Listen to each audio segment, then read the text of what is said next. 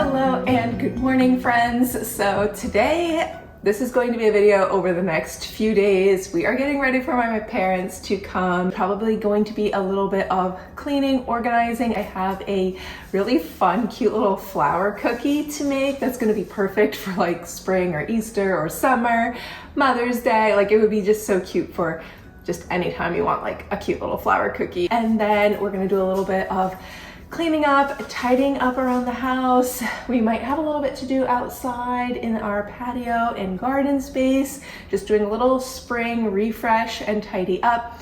We do live in Florida, which I am absolutely loving because the spring here is much warmer than when we lived in the Northeast. Just want to do like a little refresh in the space. I know my mom is really looking forward to just coming, relaxing, sitting outside and just having like a little vacation. My parents are always super busy. They have a lot going on in their lives. So I hope that I can make their time here fun, and you know, we want to do some fun things, but I also want to make it as just relaxing of a vacation at the same time for them. So anyway, let's go ahead and jump into today's video. So let's go ahead and get started with our shortbread cookies that we are going to shape into the cutest little flowers. For the ingredients, you'll need 2 cups of all-purpose flour. I actually used a gluten-free one and mine came out fine. I used 3/4 cup of a Smart Balance, which is already salted, so I decided not to put the salt in. But if you're using an unsalted butter, you can go ahead and do that and add the salt. 1/2 cup of granulated sugar, 2 tablespoons of almond milk, or any other plant-based milk would be fine. Actually, any milk would be fine. This is just, it's actually a vegan recipe that I'm using. But 1 teaspoon of vanilla extract, 1/2 teaspoon almond extract, and then you're going to need your jam for the filling. Bake these at 350 degrees, so you can go ahead and preheat the oven and line your baking sheet with some parchment paper. I kind of rolled mine into maybe 1.5 inch balls, and then I pressed them down gently just to kind of flatten out the circles a little bit, and I used the end of one of my chopsticks to basically press down and create a flower shape. I basically, use the chopstick to create the flower shape. I tried using my pinky finger, but it was too large to really get like a nice round circle. So find something something small. Ideally, the end of a chopstick works beautifully. And then you're going to need your jam for the filling. And I decided to use peach to get kind of an orangey color. And then I wanted a pinkish color one, so I used prickly pear cactus jam, which I've had in the past, and it was kind of on the pink side, and I thought it would be beautiful. But I ordered this on Amazon, and the jam really was a lot more red toned, and it looks more like a berry jam and less pink than what I remembered the prickly pear cactus jam being years ago. So anyway, oh well, we kind of have red and orange instead of pink and orange. We're going to go ahead and bake these in the oven until they're just very ever so lightly golden on the bottoms. You don't want to overcook them. 13 to 15 minutes at the most, and honestly, I would probably check them between 10 to 12 minutes and then watch them closely after that point. But love how these came out. Let them cool off and then store them in an airtight container, and they are so yummy. And now we will go ahead and move outside and do a patio refresh. We're just going to clean out here, clean it up. It's not in too bad of shape, but I did want to just tidy up, freshen it up. I washed the cushion covers recently, so we're just going to kind of clean up the floor. It gets really messy from all of my planting and gardening and just carrying different types of dirt and plants in and out of the house and things like that. So we really need to clean up out here.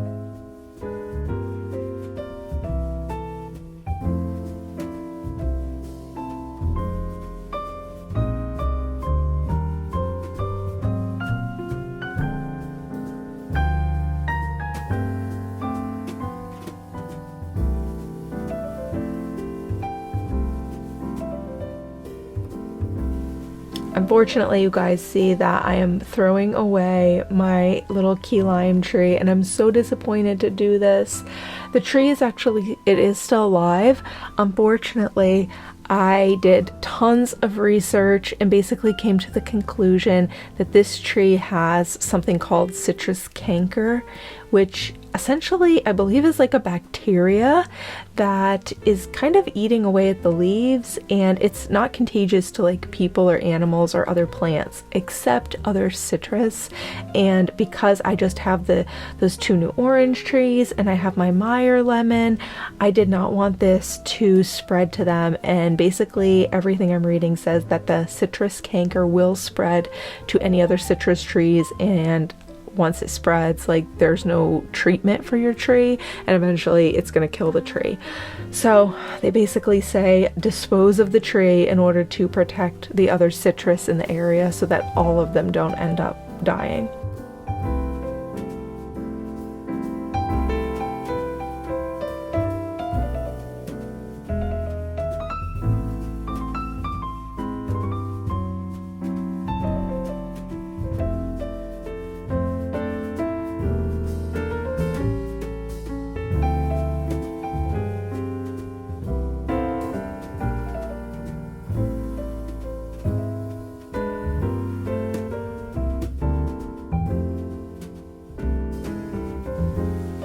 Now, once we finished outside here on the patio, we're gonna move back into the house and clean up the living room. I wanted to give a good vacuum. I also wanted to clean off our couch. It's had so many pills on it, like the material from this IKEA couch has really pilled up. I'm not sure why. We had an IKEA couch similar to this in our old house that we actually sold with the house, so it stayed behind, but the material was fantastic. I would love to buy that couch again.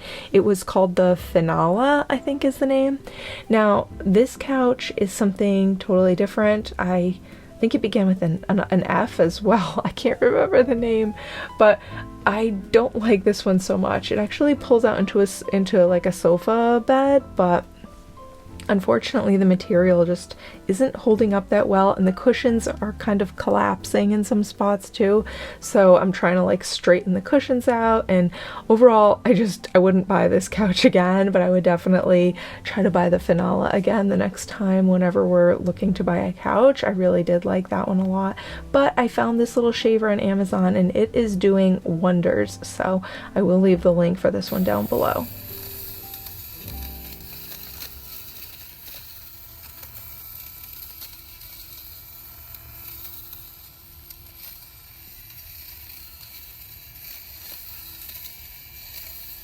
So I needed to point this out to you guys because I just got it.